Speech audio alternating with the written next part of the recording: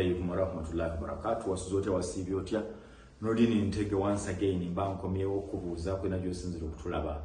My friends in America, my Ugandan friends, people in Europe, some parts of Asia, the UAE, Middle East at large, rest of Africa, my Australian friends, Canada. Mwena gye musinzira okubanga mutubona mwasuza mutya masirungi. Ntandikirewo olunaku olwaleero. Tuli mu campaign season. Kyekigenda maaso, kyekitambula. Luzi akyayirisa nkuuli. Ya munnabyabufuzi ng'oggyeko Kyagulanyi, ng'oggyeko Museveni. Mu kyokusatu yali popular. Mu kyokusatu y'omu ku basinze okwogerwako. Nti bw'omala okwogera ku Museveni n'oyogera ku Bobi Wine ku politics, mu namba 3 tebakulimba nti waliwo luzi. Bw'omala okwogera ku Museveni addakaawo Bobi Wine ali mu kyokusatu luzi. Reasons simanyi. Oyinza okukiwakana, oyinza okukikkiriza. But who is Luzi? Why Luzi? Tujja kwongera kutumanyi. Angoberera nnakuwa ensonga. Nina mukwano gwange Hajat Maria mu biro lyawo Canada. Oyo agamba ku Luzi kyekyo. Sise Namuddu naye ali Canada. Luzi kyekyo. Many people here in UG nabo bagamba simanyi akati Luzi ke yakozesa kyekyo. Factors surrounding his success, his fame, it is him. Byayogera, byakola, abantu bamwesize. Eyo nvuddeyo nja kukomawo. Eyo slide nenjijjawo. So, Robert Kyagulanyi Ssentamu yabaddeko mu bitundu bya Western, ndowooza akyaliyo. N'akola laala esooka. Nebeera successful. Abantu ne bajja n'agenda ku yookubiri. Abasajja ba poliisi ne bagamba okufana obutanyaku. Tojja kukola laale yakubiri.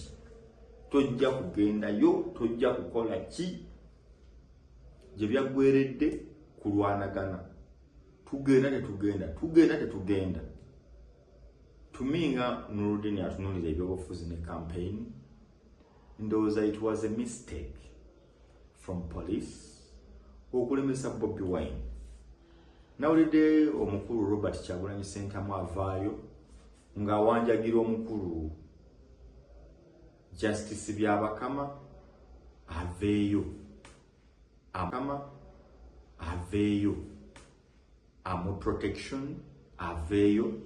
Atuukiriza obweyamu bwe yateekawo eri ba candidates bonna abeesimbyewo kuba president. Nti balina okukwatibwa obulungi, balina kuweebwa security, so si kubamalako ate eddembe lyabwe. Kyendowooza nti Kyagulanyi Ssentamu kweno point yabadde mutuufu. Nti mutuufu emirundi 10 ku 10. Lwaki obwabwe kati wabadde owansonga kinga poliisi. Yabadde agenda gye bataamukiriza.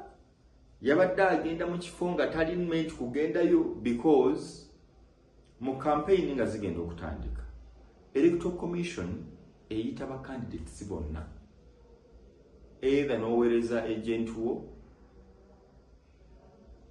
ne bakola harmonization that owa NRM, NUP, Independent, simanya CP, simanya biki, mutula ne mukanya.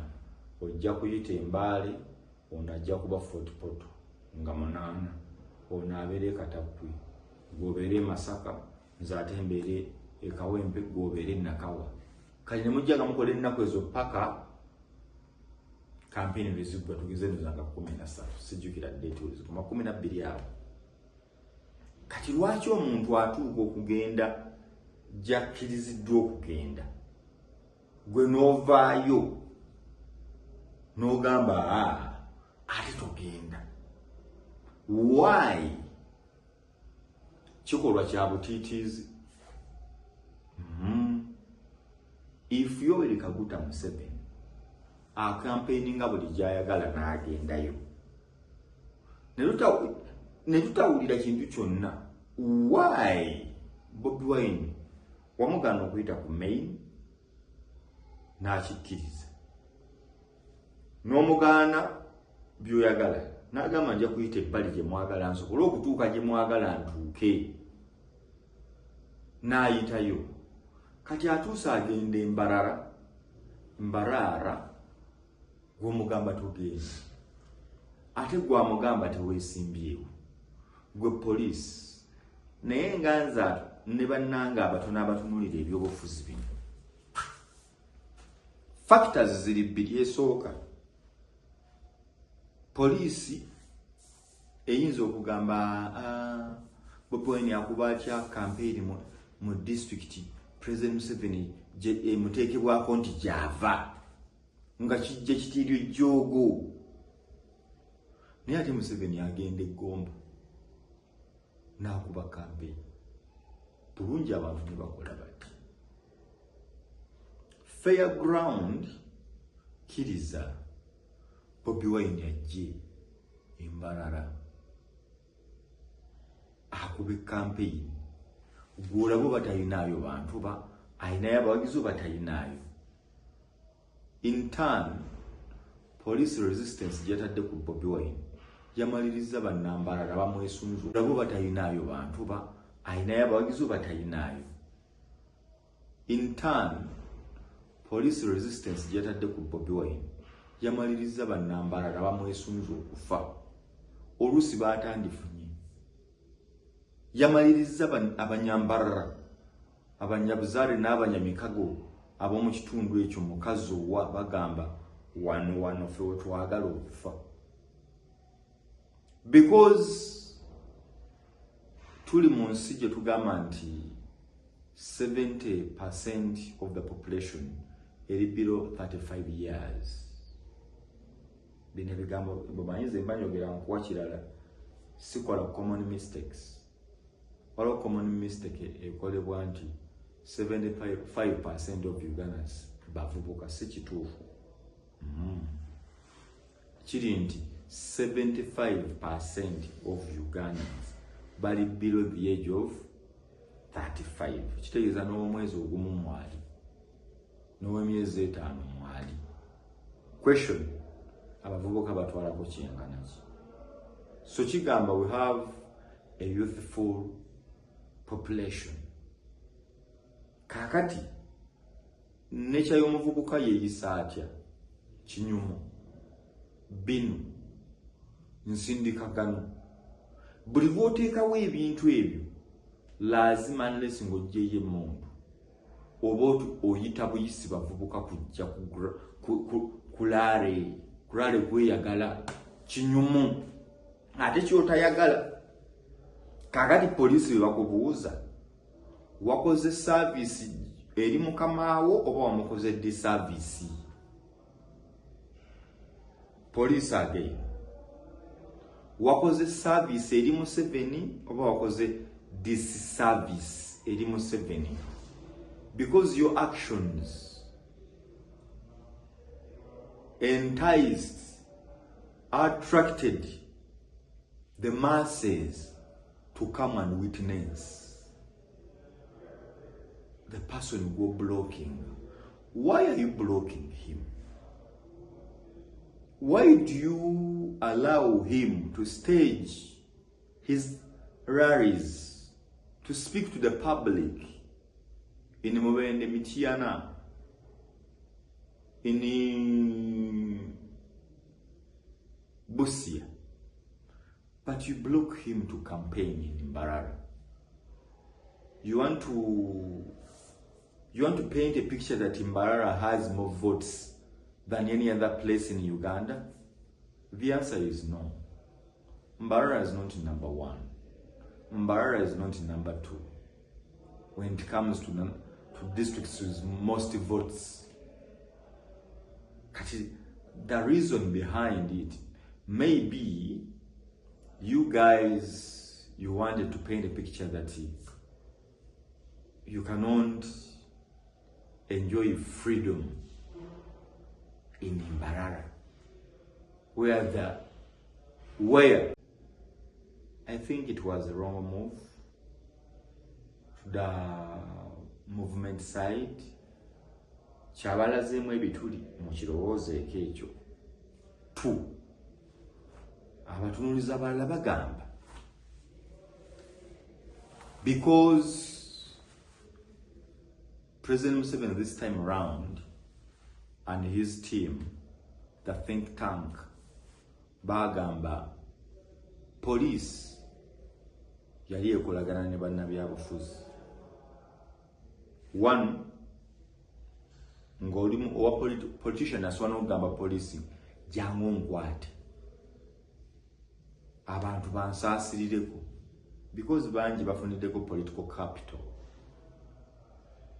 Ndulu biki bambi in the end tugenda okumaliriza ng'abantu bo bamanyi, when we say political demagogue, because you play on the emotions, psychology of people.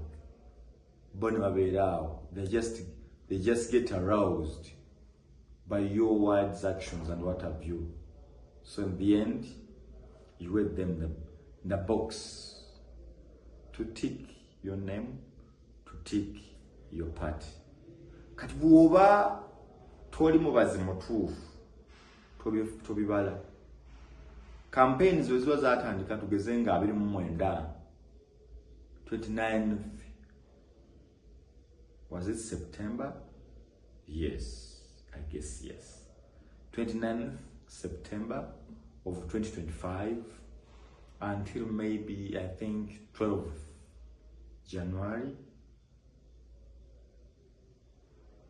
It is a month and counting. I want you to mark this, that apart from Busia,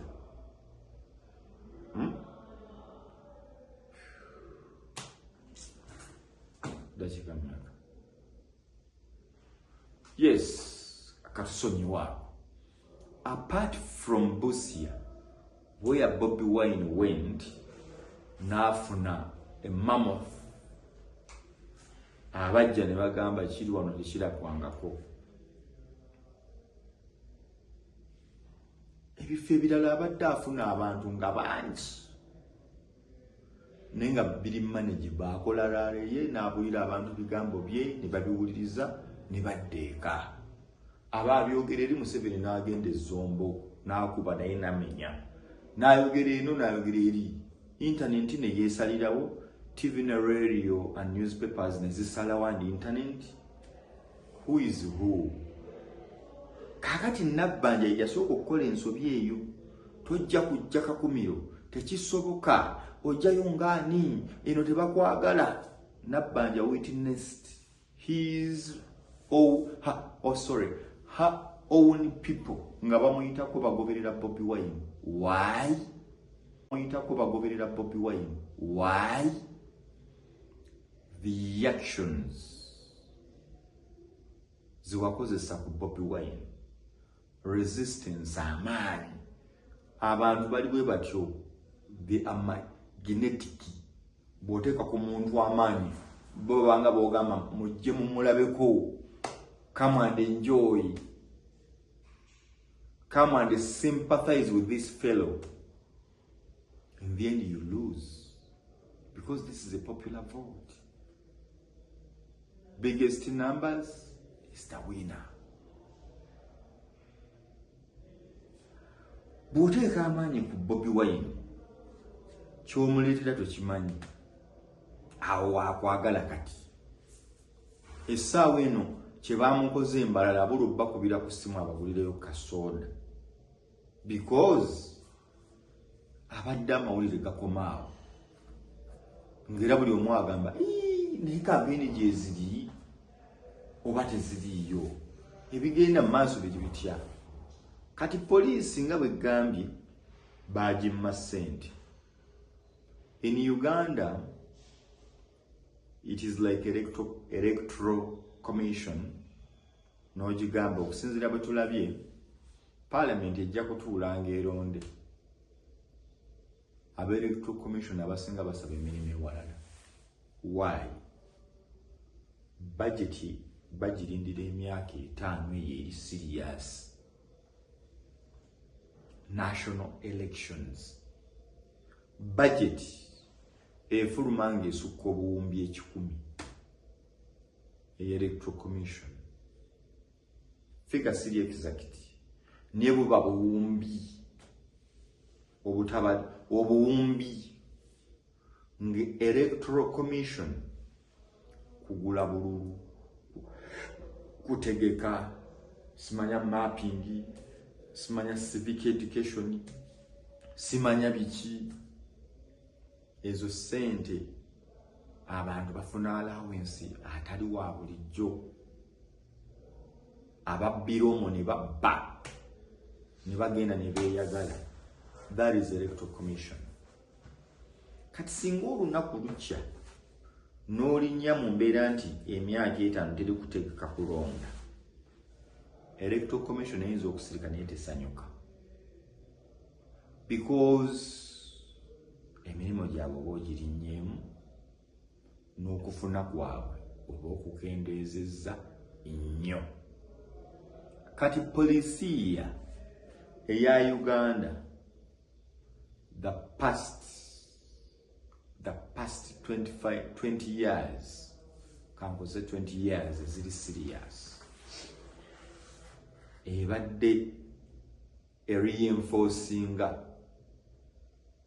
ebadde doublinga, triplinga, oba equadoringa their budget okubeefing up security ngwa peacefully.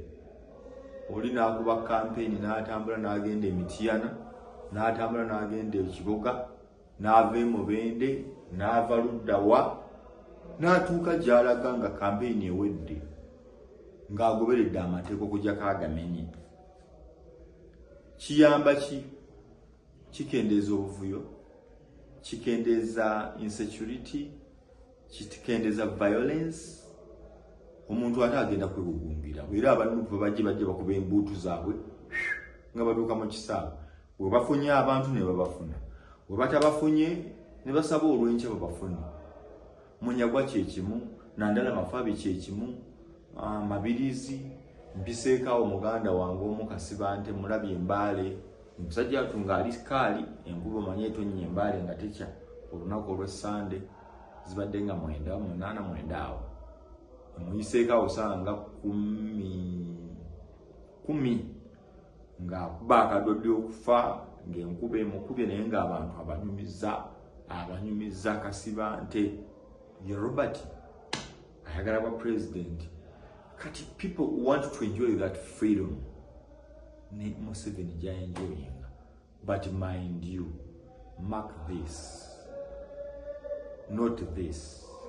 Buli lw'oyimiriza Bobi Wine omuleetera abantu. Buli lw'oyimiriza Bobi Wine omuleetera abantu kunyiiga. Muwe eddembe lyakubeera aleye, muwe eddembe lyayogereko eri abalonzi. Bw'oddeeka weebuuze naye yabagambye ki? Laala ennyingi ziwedde Bobi Wine ng'azikoze azikubye nga bw'obuuza yagambye ki? Tewali. Kati nga gwotira bwereere yagambye ekinti tewali. Yagaye Museveni, Mubbi, Museveni, wano baakola bino, wano baakola bino. Nga it is not news. We've heard it for the past 30 years. Kati nga okireka naye okutta abantu be obakubye obagobye abantu otadde kabanga li pikipiki ozisudde really. And you want to say Bobi Wine is violent. I do not agree with you. I do not agree with you. Police eno campaign ya 2025-2026 mukkirize ndi mwakola loosi temuteekawo mizannyo nze mmanyi mwakutte Bobi Wine embalala ng'akagenderera mugambe nti ewa Museveni tebajja tulemesa mugaana mukwata but I've heard eyakuliddemu okulagira ali mu kubuulirizibwako ali mu bitebya lwaki waleetedde embeera eno okutuukawo ate Bobi Wine amaliza ng'afunye abantu embalala bayiise okufa obufi omutadde mu mbeera nti ne mu Western bamwagala okufa. Truth, Bobi Wine abantu bamwagala ne mu Western gye bali bamwagala, mu North gye bali, but not everywhere. But you're going to cause people kinge omusajja yeesibye ku Eastern akubye Soroti eyo Bokedia Katakwi district ziriyo nyingi paka eyo Kalamoja zeesibiridde ensonga gye yeesibiriddeyo sigimanyi yeefunyiridde ekitundu ekyo abaagalamu obutulu ebitundu 8 ku buli 100. Mbale eno bagiŋŋamba si nnungi ebadde Museveni ne Soroti eyo olumu egira neegalira kati yagambye afaafaagana nabo.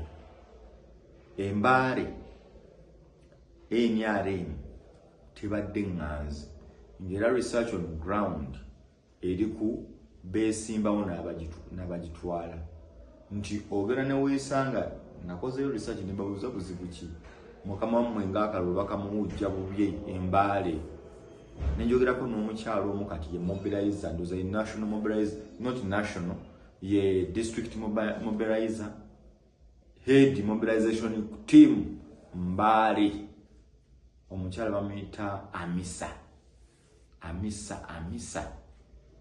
abantu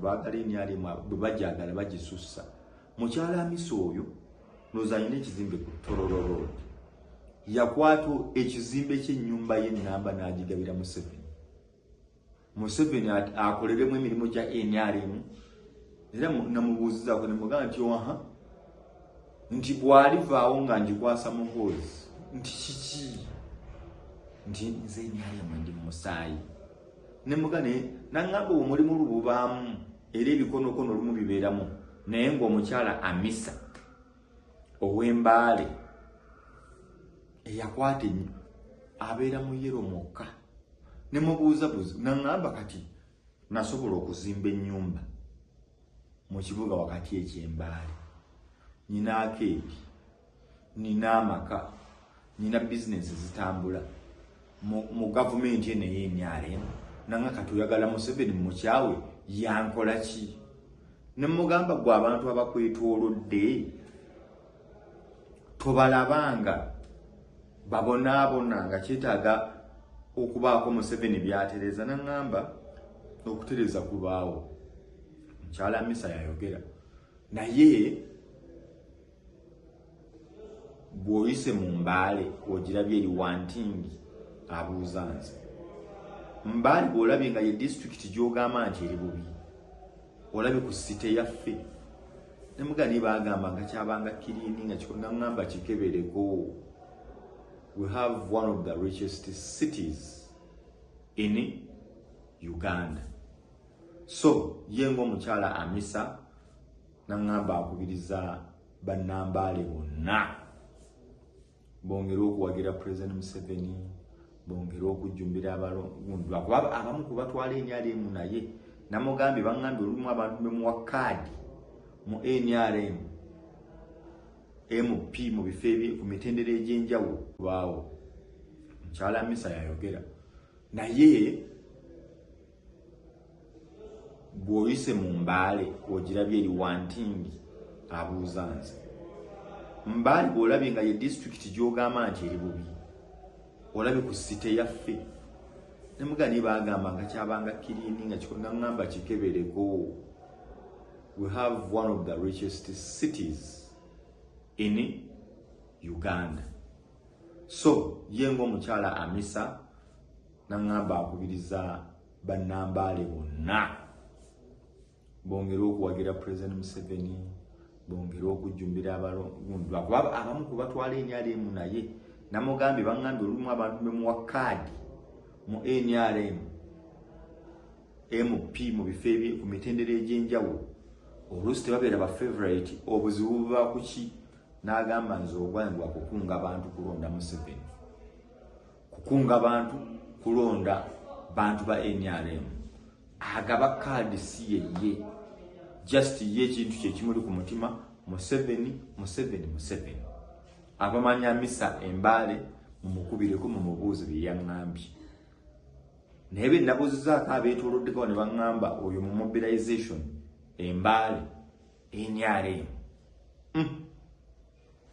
byebyo embale nabaddeyo mpozi okunyumizaako embale bantu bagagga oyinza okusanga ku woteeri lodges zino ez'okusulamu obusuzi nizo zisukka simanyi ziyinza okuwera 2,000 naye nga buli wantu wajjudde buli wantu ate buli lunaku buli wantu wajjudde ate buli lunaku their city eri active nnyo sinnamanya bantu bajja Mbale kukola ki ekituufu what exactly brings people to Mbale on a daily every day abantu baflokinga Mbale bajja kukola ki every day abantu baflokinga ekibuga Mbale bajja kukola ki nagenzeko namisindwa nengendako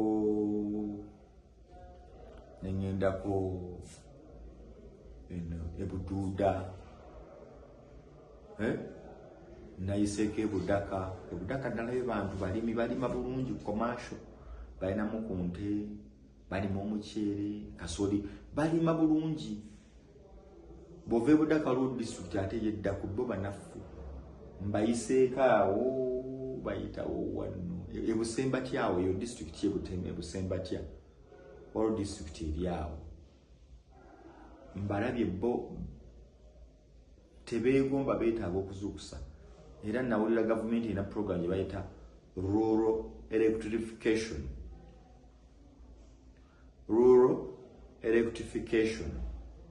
okuwunyisa amasannyalaze mu byalo ngalabye nga bagayisaawo ku main naye nga era ku ennyumba numbers is the winner. Bw'oteeka amaanyi ku Bobi Wine ky'omuleetera tokimanyi awo akwagala kati essaawa eno kye baamukoze embalala abula obbakubira ku ssimu ababulireyo kasooda because abadde amawulire gakomaawo ng'era buli omu agamba naye kampeeni gye ziri oba teziriiyo ebigenda mu maaso biri bitya kati poliisi nga bwe gambye baagimma ssente. In Uganda it is like electoral commission n'ogigamba okusinziira bwe tulabye parliament ejja kutuulanga eronde aba electoral commission abasinga basaba emirimu ewalala. Why? Budget bagirindira emyaka 5 eyo eri serious.